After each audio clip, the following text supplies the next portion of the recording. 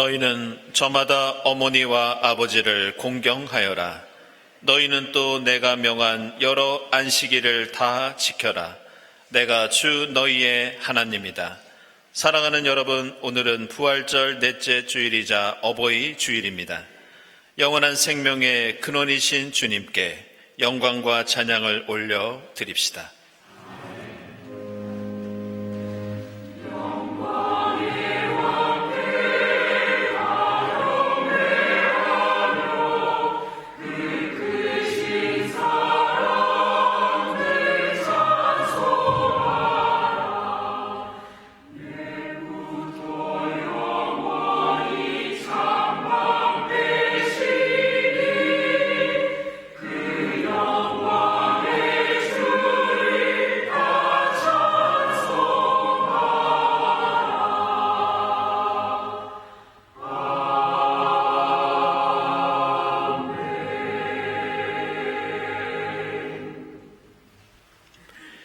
주님은 나의 목자시니 내게 부족함 없어라.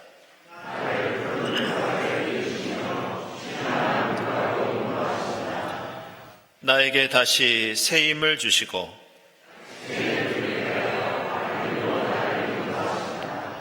내가 비록 죽음의 그늘 골짜기로 다닐지라도 주님께서 나와 함께 계시고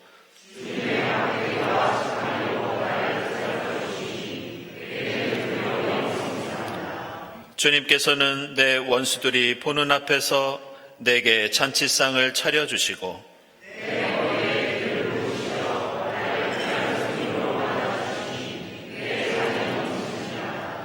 진실로 주님의 선하심과 인자하심이 내가 사는 날 동안 나를 따르리니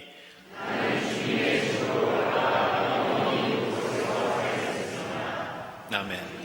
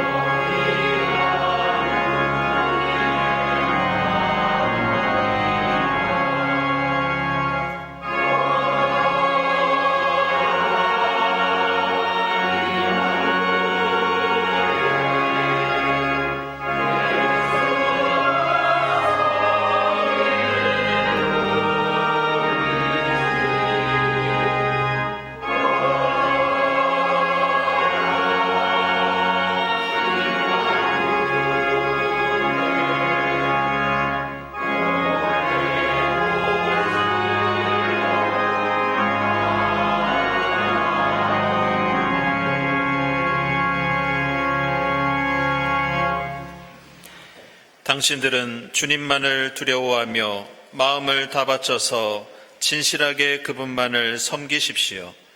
주님께서 당신들을 생각하시고 얼마나 놀라운 일들을 하셨는가를 기억하십시오. 우리를 지켜주시고 구원해 주신 주님의 사랑에 의지하여 우리 모든 죄를 고백하고 회개합시다.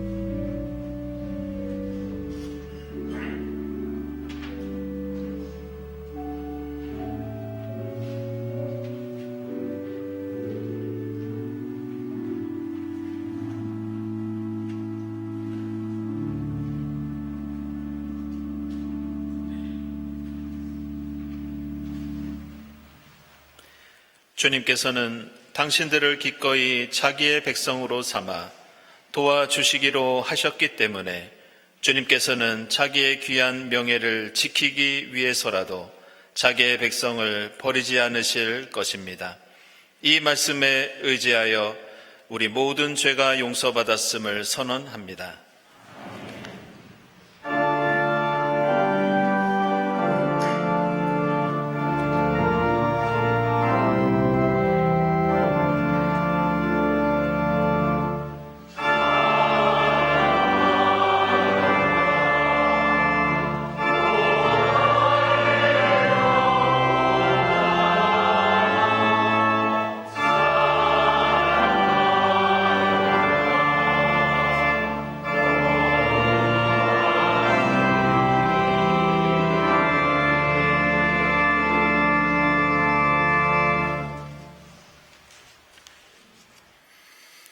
오늘 행전의 말씀은 사도행전 9장 36절부터 43절까지입니다.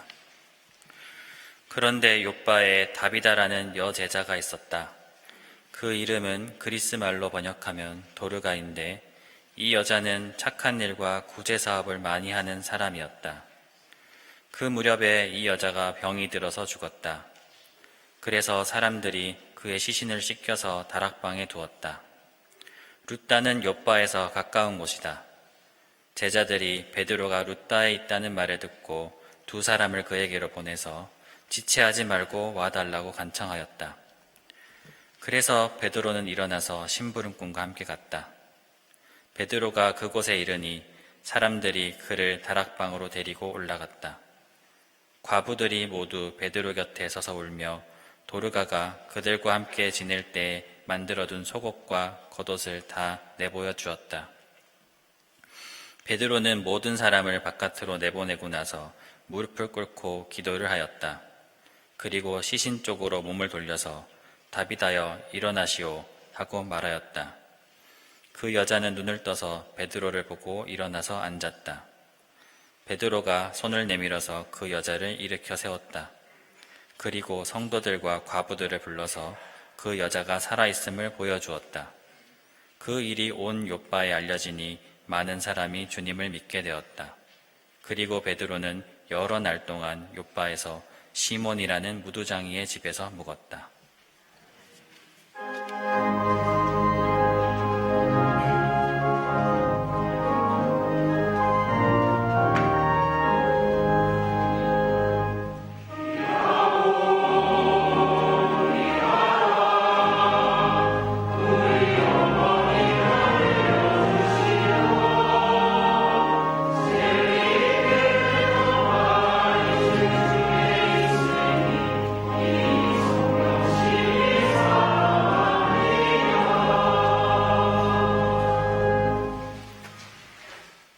오늘 서신의 말씀은 요한계시록 7장 13절에서 17절까지입니다.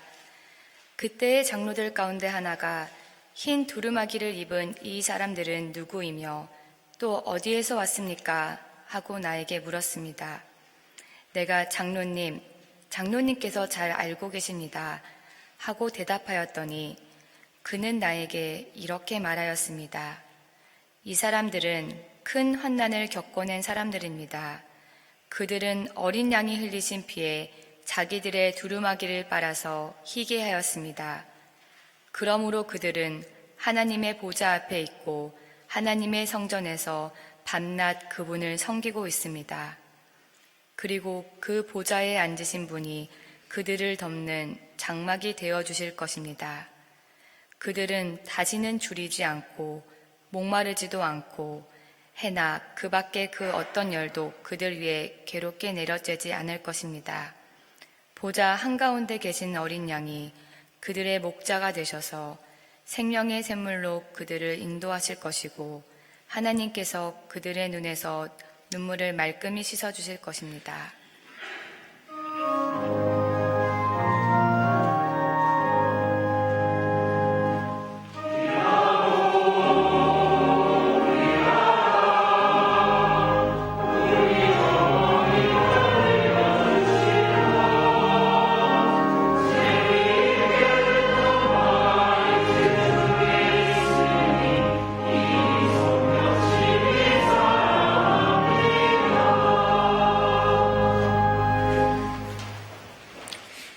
복음의 말씀은 요한복음서 10장 22절부터 28절까지입니다.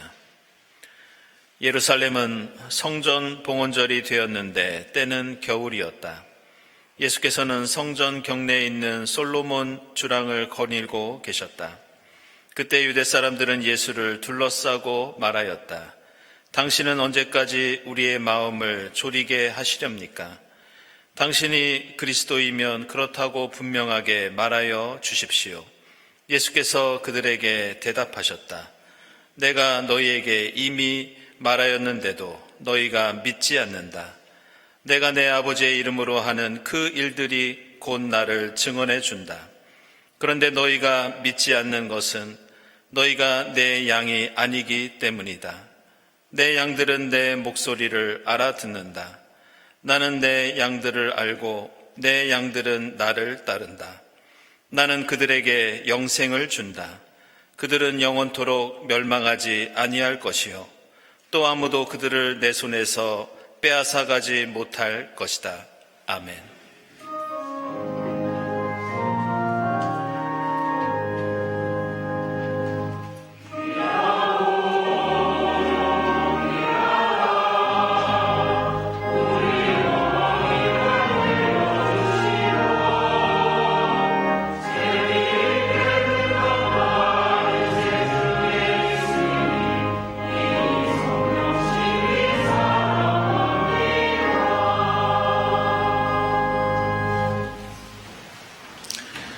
친교와 소식 시간입니다. 오늘은 부활절 네 번째 주일이면서 어버이 주일입니다.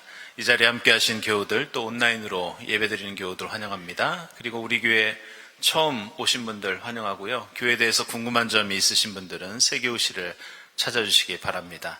우리 주위에 계신 분들과 함께 평화 인사 나누겠습니다. 주님의 평화를 빕니다.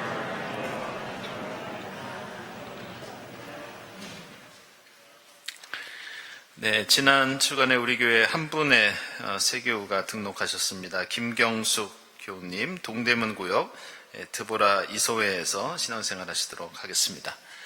그리고 교우 소식에 앞서서 말씀드린 대로 성지순례 9박 11일 동안 잘 다녀왔습니다. 여러분 좀 연세 드신 분들이 많아서 많은 분들이 좀 걱정을 해주셨는데요. 저희들 사랑 안에서 하나 되고 또 서로 도와가면서 또 순례 일정을 은혜 가운데 잘 마칠 수 있었습니다.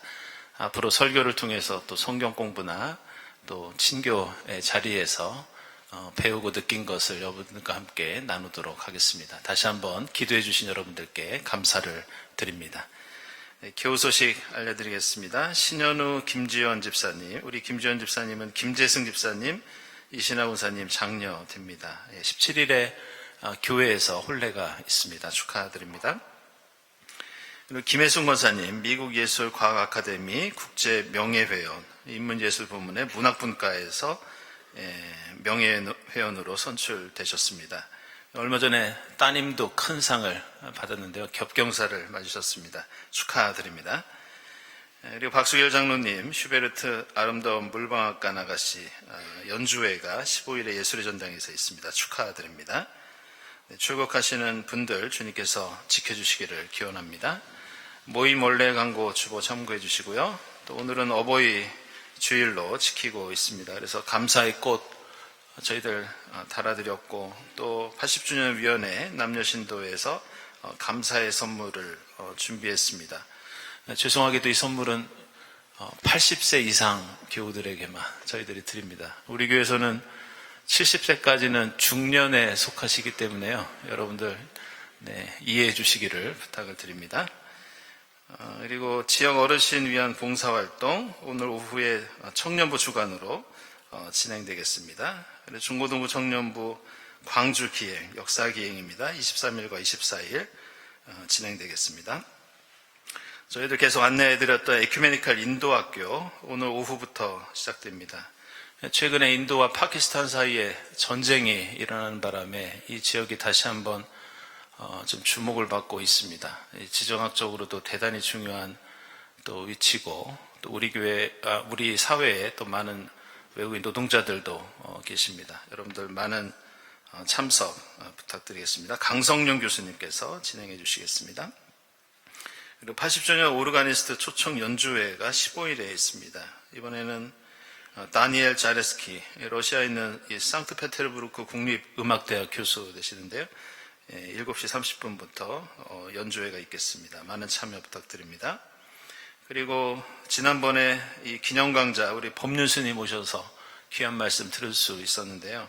두 번째 시간으로 우리 가톨릭대 명예교수이면서 전 김수환 추기교 연구소장이신 박일영 교수님께서 강연을 이어가십니다. 여러분들 많은 참여 부탁드리고요. 그리고 5월 여예의론 22일에 있는데요. 저희가 장소를 좀 바꿨습니다. 교회 본당이 아니라 저희들 갤러리에서 좀 밀도 있는 대화와 토론을 하기 위해서 저희들 갤러리에서 모이도록 하겠습니다. 우리 서강대 종교학과 서명상 교수님 오셔서 갈라진 사회, 교회는 이라는 주제로 함께 이야기 나누도록 하겠습니다. 많은 관심과 참여 부탁드립니다. 여기 한걸음 교실 광고가 나와 있는데요.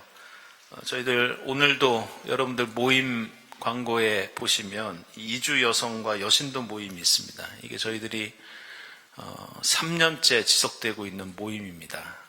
우리나라에서 일하고 계시는 이주 여성들과 여신도 사이의 모임인데요. 국내선교위원회에서는 지난 3월부터 좀 프로그램을 확대를 했습니다. 그래서 이 이주민 가정의 어린이들에게 한글을 가르쳐주는 그런 프로그램을 지금까지 진행하고 있습니다. 그래서 모두 9명의 어린이가 수요일마다 여기에 참여해서 한글을 배우고 있습니다. 혹시 여기에서 함께 봉사하실 분들이나 후원해 주실 분들은 우리 김진 목사님이나 이원재 집사님께 말씀해 주시면 저희들 큰 도움이 되겠습니다. 그리고 미혼모 가족협회 바자회가 다음 주일에 있습니다. 저희가 작년 5월에도 이 바자회를 했는데요. 여러분 내주시는 선한 이웃 헌금으로 저희들이 미혼모들을 돕고 있습니다. 근데 저희들이 일방적으로 도움만 드리는 게 아니라 함께 좀 연대할 수 있는 자리를 저희들이 모색해 오고 있는데요. 그래서 올해에도 저희들이 좀 바자회를 같이 열려고 합니다. 여러분들 많은 관심 부탁드립니다.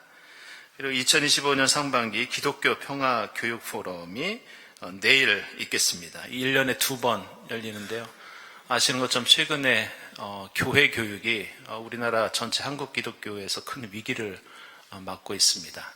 그래서 어떻게 그 위기를 이겨낼 수 있을지 모색하는 자리인데요. 내일에는 우리 강순원 교수님께서 북아일랜드 반편견 교육에 대해서 말씀해 주시고 또 저도 우리 교회 교육에 대해서 소개하도록 하겠습니다. 관심 있는 분들 모두 참여하실 수 있겠습니다. 다음 주일 예배위원 감사드리고 감사헌금, 선한 이웃 헌금, 산불 피해 지원 헌금, 특별 목적 헌금 하나님께 드립니다. 그리고 오늘 꽃드림은 이용하 집사님 추모하시는 하시면서 이준기 집사님, 정세영 집사님 가정에서 꽃드림 하셨습니다. 주님의 위로를 빕니다. 함께 기도드리겠습니다.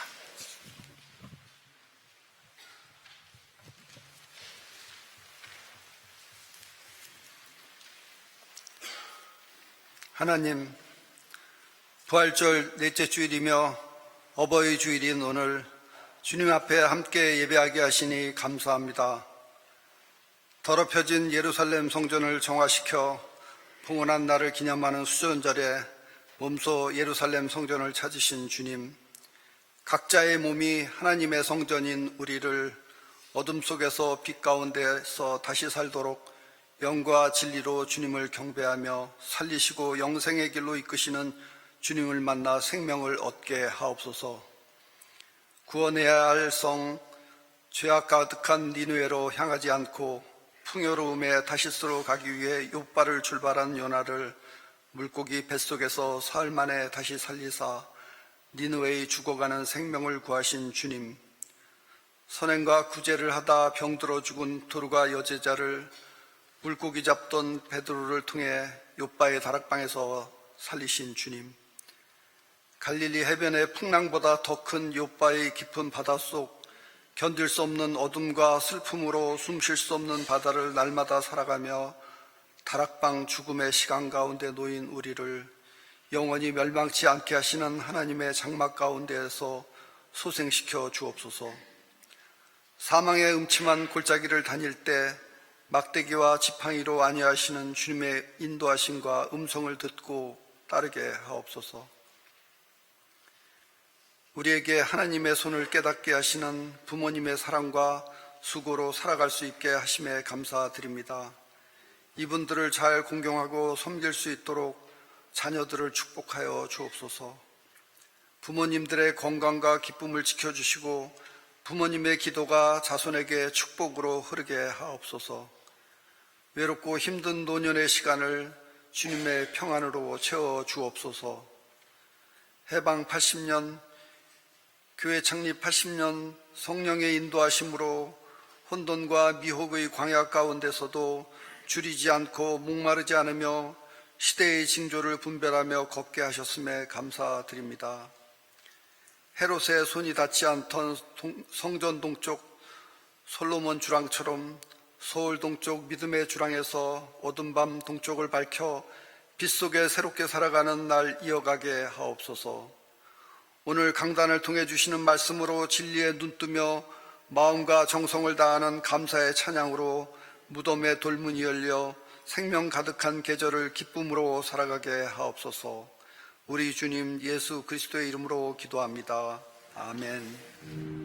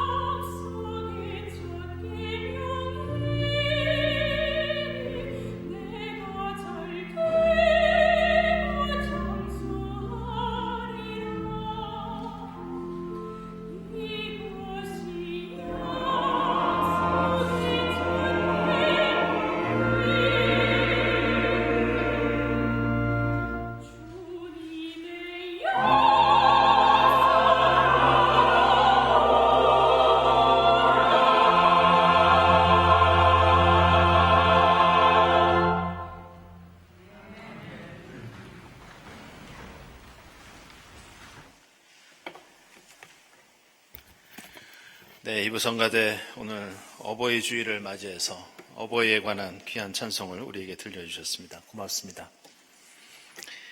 신구약 성경에서는 하나님과 우리 인간의 관계를 다양한 표현을 통해 가르쳐주고 있습니다. 그 중에서 가장 대표적인 것이 하나님은 우리의 목자가 되시고 우리는 하나님의 어린 양이라는 그런 은유입니다.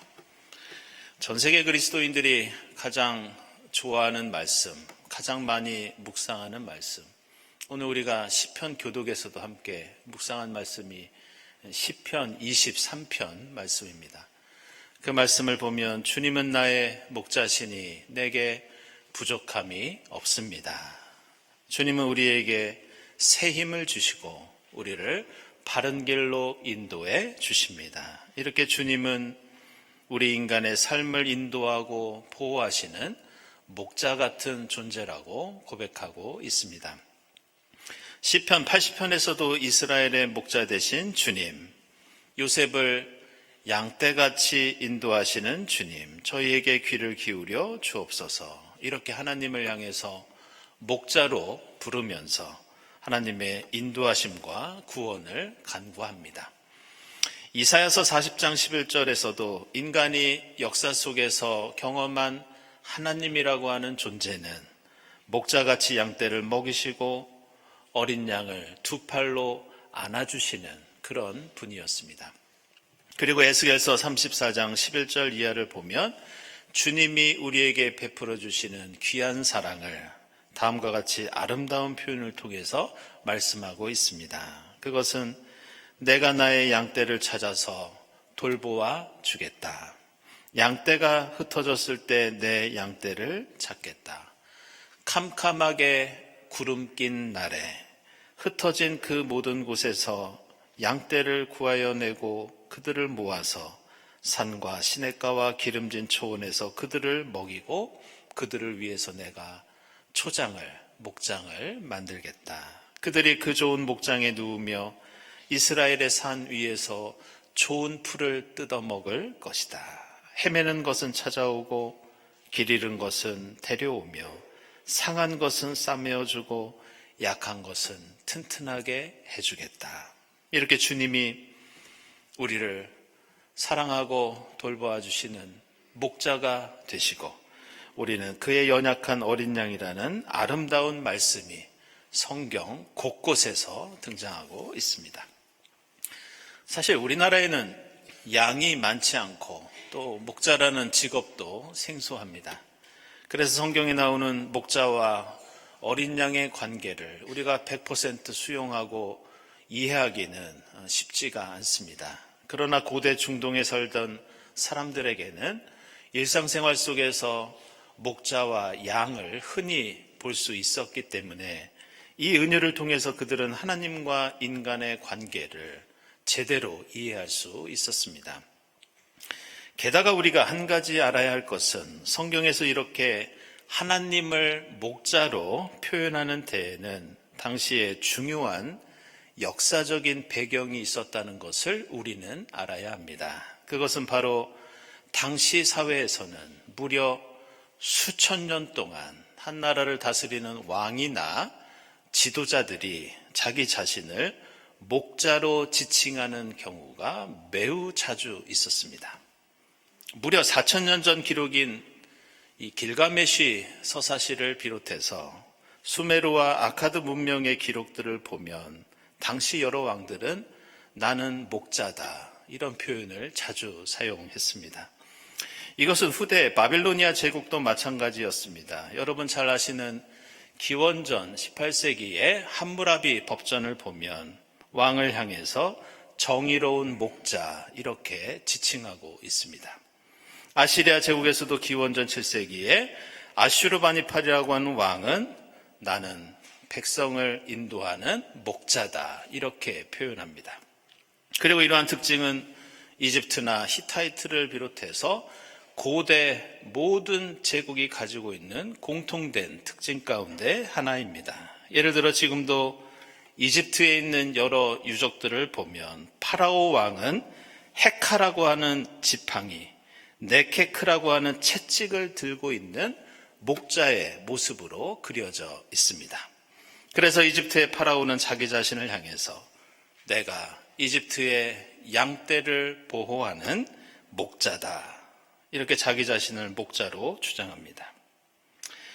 그런데 우리는 이러한 왕들이 비록 양을 지키고 보호하는 목자라고 자칭했지만 현실을 보면 그들이 모든 양을 언제나 최선을 다해 양의 생명을 지키는 목자가 아니었다는 것을 우리는 잘 알고 있습니다. 아시는 것처럼 고대 사회에서 왕들은 자기 자신을 목자라고 했지만 언제든지 필요에 따라서는 양들을 억압하고 죽이는 일을 서슴지 않았습니다. 그래서 그들은 목자의 이익을 위해서라면 언제든지 양을 희생시키는 사냥꾼이 될 때도 있었고, 양들을 잡아먹는 도살업자나 도축업자가 될 때도 자주 있었습니다. 그래서 성경에서는 하나님과 예수 그리스도를 향해서 목자라고 할 때 그냥 목자라고 하지 않습니다.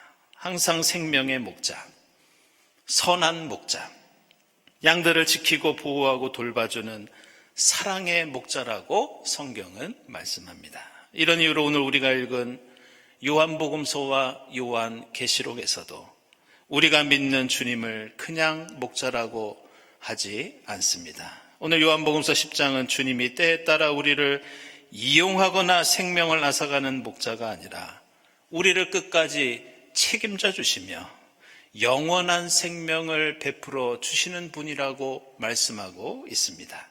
그리고 오늘 요한계시록에서도 주님은 우리를 줄이지 않게 먹여주시고 목마르지 않게 물을 주시며 생명의 샘물로 인도하시고 눈에서 눈물을 말끔히 닦아주시는 분이라고 강조하고 있습니다.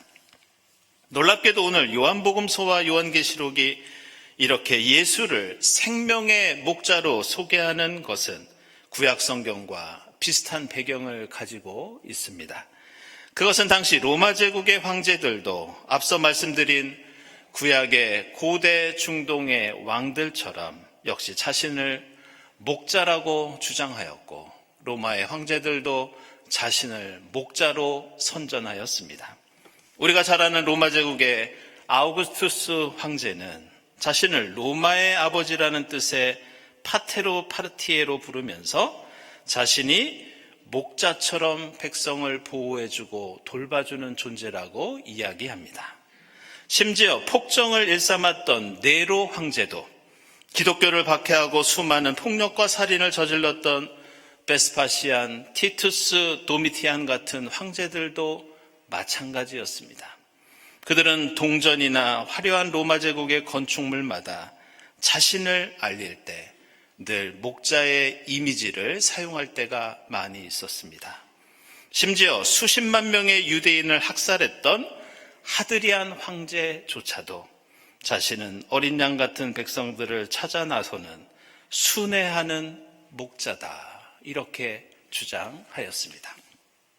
바로 이런 이유로 예수께서는 로마 제국의 황제 같은 세상의 목자를 비판하시면서 예수 자신을 그냥 목자가 아니라 나는 선한 목자다, 그리고 오늘 말씀처럼 나는 영원한 생명을 주는 언제나 끝까지 책임지는 목자라고 말씀하십니다. 그러면서 오늘 요한복음서 10장 말씀 바로 앞에 나오는 7절 이하의 내용을 보면 세상의 목자를 향해서 예수께서는 그들은 모두 강도요 도둑이다, 이렇게 경고하십니다.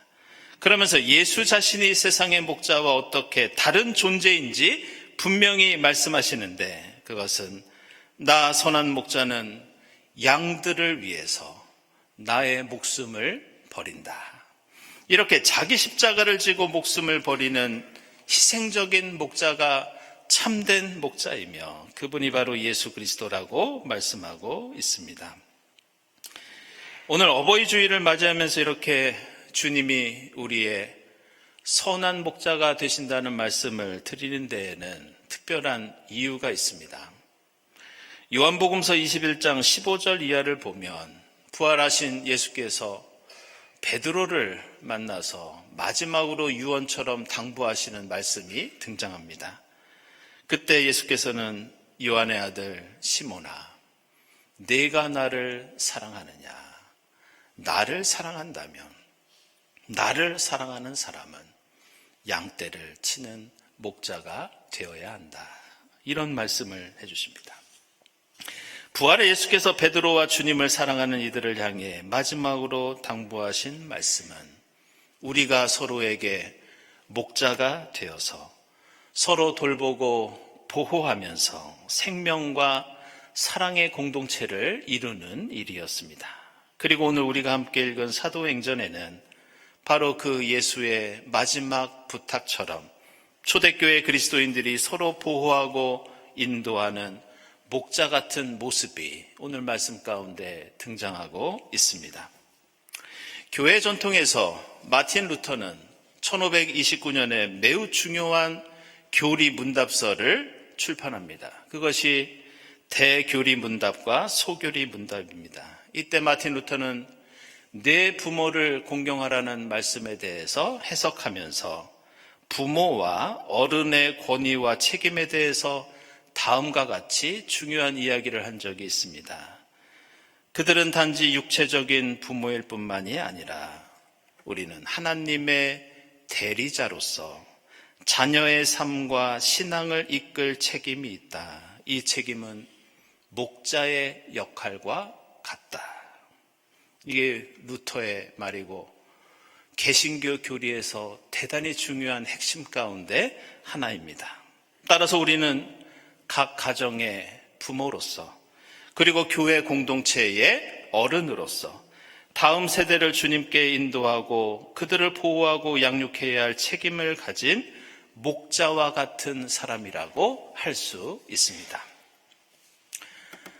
저는 오늘 어버이 주일을 맞이하면서 문득 10여 년 전에 출간되었던 어느 청소년 소설 한 편이 생각이 났습니다. 그 작품은 이 창비에서 출간되었던 배유한 작가의 스프링벅이라고 하는 그런 소설, 청소년 소설입니다. 이 작품에는 우리나라 교육의 과도한 경쟁 속에서 안타깝게도 자살로 생을 마감했던 어느 18살 고등학생과 그 아이의 동생 이야기가 등장합니다. 근데 이 배유한이라고 하는 작가분은 그냥 소설가가 아니라 중고등학교에서 국어를 가르치던 선생님이었고, 따라서 이 소설은 그냥 상상력으로만 지었던 것이 아니라 그분의 실제 경험이 담겨 있어서 우리의 가슴을 더 아프게 하고 또 우리를 반성하게 하는 그런 소설입니다. 근데 저는 이 작품의 내용도 내용이지만 지금까지도 제 머릿속에서 지워지지 않는 것은 이 소설의 제목입니다. 이 제목은 스프링벅인데 이게 남아프리카 공화국에 사는 초식성 양을 이 스프링벅이라고 합니다. 근데 이 양의 이름이 왜 이러냐? 이 평소에 뛰는 모습이 스프링처럼 통통 튀어다니기 때문에 이런 이름이 붙었다고 합니다. 이 양은 수백 마리 혹은 수천 마리가 무리를 지어서 다니는데 평소에는 풀을 평화롭게 뜯다가 점점 큰 무리를 이루게 되면 평소와 다른 모습을 가지게 된다고 합니다. 양들이 모여서 풀을 뜯다가 양들이 점점 자신 앞에 있는 풀을 다 먹고 앞으로 나아가서 풀을 뜯어 먹다 보면 뒤에 있는 양들이 자신에게 다가오고 양들이 껑충껑충 뛰면서 서로 앞에 있는 풀을 뜯어먹기 위해서 튀어나온다고 합니다. 그러다가 옆에 있는 양들도 그 모습을 보고 덩달아 함께 뛰기 시작하면서 서로 풀을 뜯어먹기 위해서 경쟁적으로 뛰다 보면 무작정 앞을 향해서 수백 마리, 수천 마리가 돌진하는 경우가 생긴다는 그런 이야기를 들은 적이 있습니다. 안타깝게도 이렇게 수많은 양들이 내 눈앞에 있는 풀을 먹기 위해서 서로 뛰다 보면 절벽이 앞에 있는 것도 모르고 때로는 그 절벽에서 떨어져 바다에 빠져서 죽는 일들이 생긴다는 그런 이야기가 있습니다. 그리고 이 청소년 소설의 제목이 스프링벅인 이유가 여기에 있습니다. 우리의 어린 자녀들은 지금 전 세계에서 가장 경쟁이 심한 사회를 살아가고 있습니다. 어쩌면 지금 젊은 세대는 눈앞에 성적과 세상 성공에만 몰두하다가 스프링처럼 껑충껑충 뛰면서 절벽을 향해서 달려가고 있는 것은 아닌가, 그런 생각이 들었습니다. 그러나 우리 사회와 우리 어른들은 이들을 붙잡고 가로막고 다른 길로 인도하는 것이 아니라 마치 이집트의 파라오 왕처럼 지팡이와 채찍을 들고서 더 빨리 더 멀리 달려야 한다고 재촉하고 있는 것은 아닌지 우리는 반성하게 됩니다. 오늘 어버이 주일을 맞이하면서 주님께서는 우리에게 미래 세대를 생명으로 이끌고 보호해야 할 목자의 사명을 주셨다는 것을 우리는 다시 한번 깨달아야 합니다. 우리 어린이들과 젊은 세대가 절벽을 향해서 달려가지 않도록, 그들이 선한 목자 되신 주님과 동행하도록 우리는 그들을 위해서 기도하고 격려하면서 그들을 믿음과 소망과 사랑의 길로 인도해 주어야 합니다.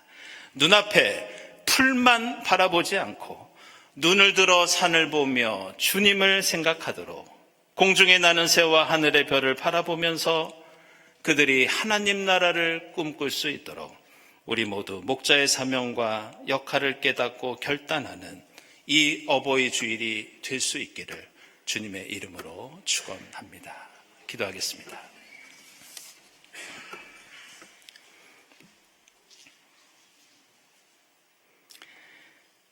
하나님 감사합니다. 저희의 선한 목자가 되시어 저희를 푸른 초장으로 쉴 만한 물가로 인도해 주시니 감사합니다. 저희도 주님처럼 서러운 목자가 되어 어린이와 젊은이들을 진리와 생명과 사랑의 길로 인도할 수 있도록 도와 주시옵소서. 선한 목자 되신 예수 그리스도의 이름으로 기도드리옵나이다. 아멘.